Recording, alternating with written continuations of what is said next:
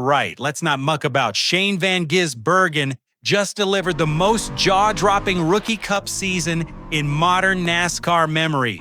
5 wins, Sunoco Rookie of the Year, an 11-second hiding of Christopher Bell at Watkins Glen. The Kiwi conquered America. So why is Rick Hendrick smiling? Why is the most powerful man in the garage funneling tens of millions of dollars into a 19-year-old dirt kid from Clovis, California, and a teenager from Charlotte who just won 10 Xfinity races? Because here's the fair dinkum truth. Nobody at Fox wants to say out loud, SVG isn't the future of NASCAR. He's the bridge. And the Hendrick Master Plan is already in motion to make sure our Kiwi legend becomes a footnote in someone else's championship story. Today we're decoding it. Stick with me because what I'm about to show you about the number 88 garage will gut you. Let's set the table properly. In 2025, SVG won Mexico City, Chicago, Sonoma, Watkins Glen, and pinched a 5th on the charge. Brilliant, but strip the road courses away, and the numbers get uglier than a wet weekend at Bathurst. 25th in the regular season standings, average oval finish hovering in the mid-20s. He made the playoffs on win count alone, a backdoor entry the American media politely refuses to call out. Trackhouse owner Justin Marks has publicly admitted the team is in a rebuilding phase. Translation, they needed a road course assassin to bank wins while they figure out what they actually are. SVG delivered, but the moment he stops delivering on those 6 road courses a year, what's the play? Well, the play just walked into the number 88 hauler, and his name should terrify every Anzac fan watching this right now. Meet Corey Day, 19 years old, a high-limit and World of Outlaws sprint car prodigy who Rick Hendrick personally chased for over 12 months before locking him into a multi-year deal back in December 2024. In 2025, he ran 11 Xfinity starts, the O'Reilly Auto Parts Series, as it's now branded. And in November 2025, Hendrick announced he's going full-time in 2026 in the number 17 Chevrolet, paired with crew chief Adam Wall. Now, Hendrick has never, and I mean never, moved this aggressively on a development driver since Kyle Larson. That's the comparison being whispered in the Concord workshops, a dirt-bred natural with feel, throttle modulation, and car control instincts that simply cannot be taught at a Toyota racing development simulator. Day's not signed to be a journeyman. He's signed to be a Cup Series champion by 2029.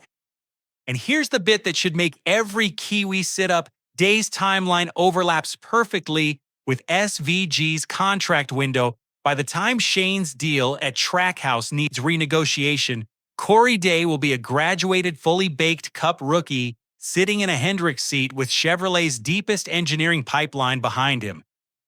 But Day's the long game, the short game threat. He's already inside SVG's own garage, and the data on this kid is genuinely unsettling.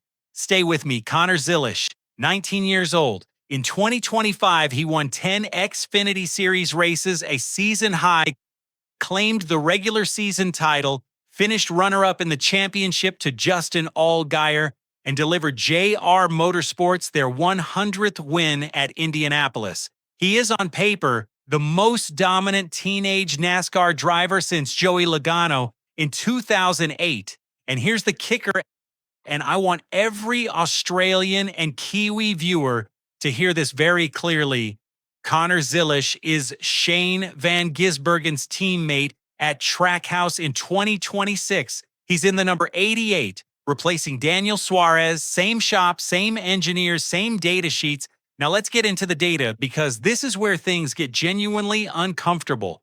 At Watkins Glen during the 2025 Xfinity weekend, Zillish and SVG ran a head-to-head duel in the final 5 laps. That lap time analysis showed Zillish's mid-corner minimum speeds through the bus stop chicane were within a 1/10 of SVG's Cup car benchmarks.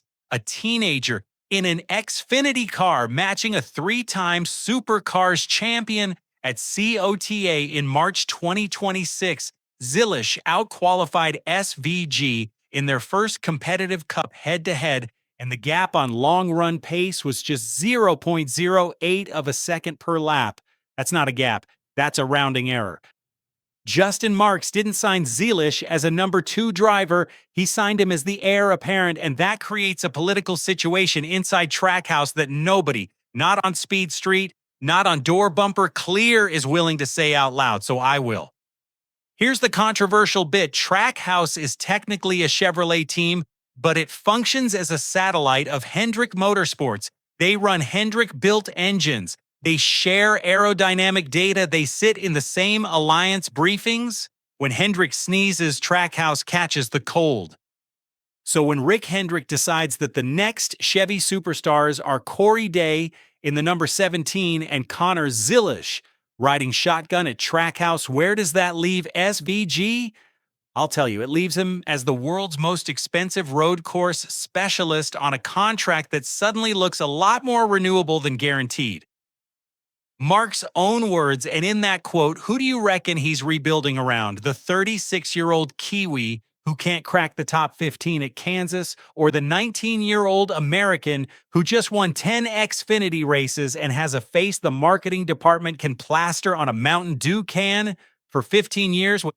There's a real argument, and I've heard this from people who walk the Trackhouse pit box, that SVG is being used as a placeholder, a win-banking, sponsor-attracting, Chevy-pleasing placeholder, while Zillish acclimatizes and Day matures. It's not malicious, it's just corporate motorsport, but it's brutal. And if you're backing the Kiwi legend against the corporate giants, smash that subscribe button right now. The Anzac Nation needs to hear this next bit, because this is where it gets personal. Look, for us in the Anzac Nation, SVG isn't just a driver, he's validation. He's the bloke who proved that Supercar's talent isn't second tier, it's world class. When he won Chicago in his Cup debut in 2023, every pub from Perth to Palmerston North lost its mind. When he dominated Watkins Glen by 11 seconds in 2025, my phone hadn't stopped buzzing since. But here's the cold truth we need to confront. NASCAR's youth movement isn't a fad, it's a structural shift. Hendrick, Joe Gibbs, and even Penske are all going younger, cheaper, and more marketable. SVG turned 37 this year. By the time Day is Cup ready in 2027, Shane will be 38.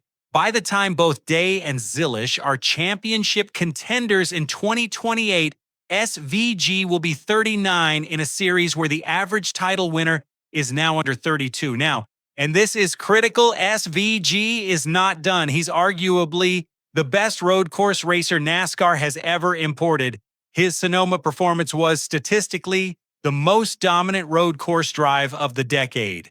But the risk isn't him losing his ability. The risk is him being engineered out of relevance by a Hendrick Chevy alliance that has decided the future wears different helmets. Gutted. You should be. But here's the question that decides everything. So here's where I leave you. Rick Hendrick has spent 40 years building the most ruthless talent pipeline in American motorsport. He doesn't sign drivers, he signs decades. Corey Day is his next Kyle Larson.